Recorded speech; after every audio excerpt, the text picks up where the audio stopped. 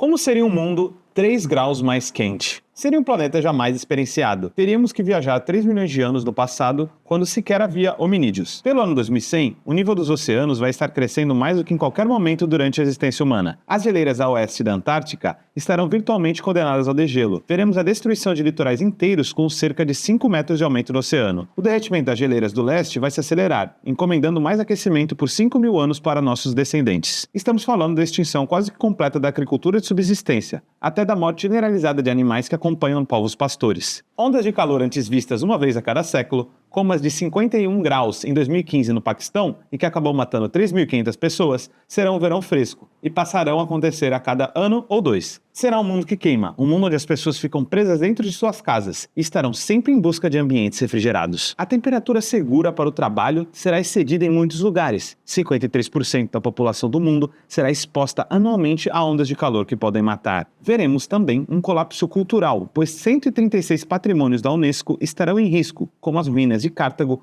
Veneza e Ilha de Páscoa, o que culturalmente significa perder as pinturas de 18.500 anos da caverna de Cosquer, na França. A vida estará escapando entre os dedos. Para saber mais, veja o episódio dessa semana de Vozes Livres. Um mundo 3 graus mais quente. Boa alvorada para você, período vespertino ou noturno, para você que já está um pouco ansioso com todo esse cenário que pintamos nessa nossa série 6 graus de aquecimento. Agora estamos no 3º grau. O mundo já está cada vez mais quente, colapso hídrico, desertos, aridificação, ondas de calor, escassez de comida, colapso de produção em vários lugares do mundo. Estamos nesse mundo 3 graus mais quente. Aqui eu acho que serve também, para complementar essa nossa introdução, uma reflexão do que seria para o trabalho um mundo 3 graus mais quente. Tem uma relação muito próxima entre trabalho e aquecimento global.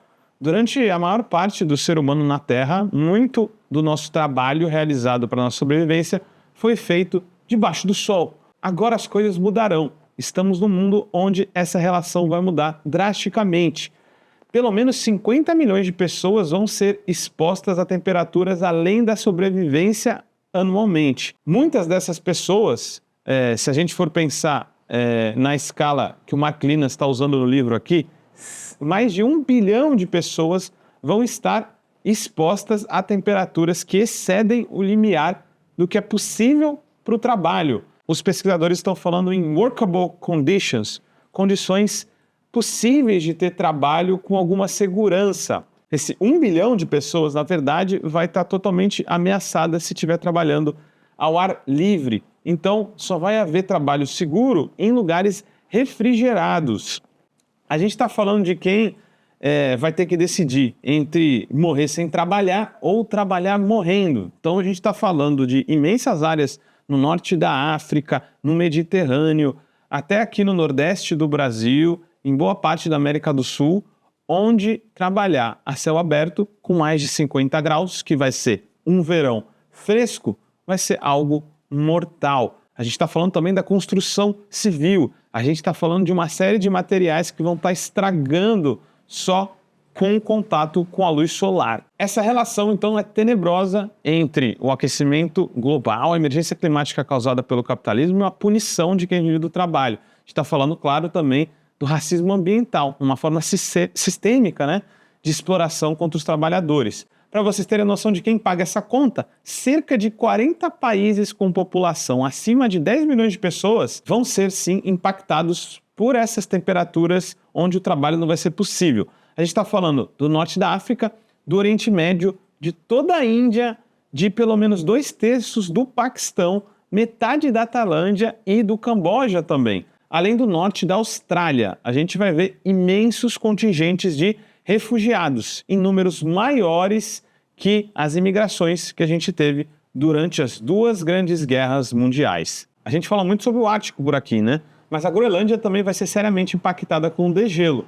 É bem possível que entre 1/4 e metade da Groenlândia possa vir a derreter. A gente está falando, possivelmente, de até 4 metros de aumento de elevação dos mares. A gente está falando de dezenas de gerações e gerações, na verdade, que lá na frente vão estar praguejando sobre como nós fomos vagabundos ao não acabar com esse sistema, enquanto eles não poderão lamber o seu corneto, porque vai derreter antes de dar a primeira lambida. Isso é muito sério, estou fazendo uma piada, mas para vocês entenderem da gravidade da coisa. Alguns pesquisadores dizem que, por exemplo, cidades muito grandes e costeiras, próximas do mar, como Londres e Nova York, vão virar quase que lendas. Vão estar, boa parte delas ou quase todas, submersas dentro da água. O que não quer dizer que toda ela completamente vai estar inutilizada, mas se você tiver boa parte dessa infraestrutura importante para essa cidade submersa, a cidade em si não vai poder funcionar, o que vai fazer com que as pessoas tenham que ir para o interior do país. A gente está falando disso tudo e você pode estar pensando, Guilherme, você está exagerando, esse Mark Lynas é um catastrofista. Mas dentro do livro dele, a gente que vê esse aumento dos oceanos, mesmo que se ele ficasse, digamos, limitado a meio metro até 2100, isso já vai despojar cerca de 50 milhões de pessoas pelo mundo inteiro. Aí você pode pensar, mas as maravilhas da construção civil e da engenharia civil vão poder nos salvar. Pense em diques muito grandes segurando a água, pense nas obras que aconteceram na Holanda. Mas será que vai dar mesmo? Diques para os Estados Unidos apenas, estima-se que deveriam ser gastos nos próximos 20 anos 400 bilhões de dólares, o que é muita grana. É muitas vezes o PIB da maioria dos países. E se a gente pensar até o final do século, a gente está falando de trilhões e trilhões. O que significaria isso para o Brasil, que tem uma costa gigantesca? Aí a gente traz a reflexão de quem é que vai pagar a conta. É por isso que temos que discutir cada vez mais o desenvolvimento desigual causado pelo sistema por meio do aquecimento global. A gente falou muito em países do terceiro mundo, países ditos em desenvolvimento ou subdesenvolvidos. Eles são os que são mais impactados pela destruição feita pelos países avançados do sistema.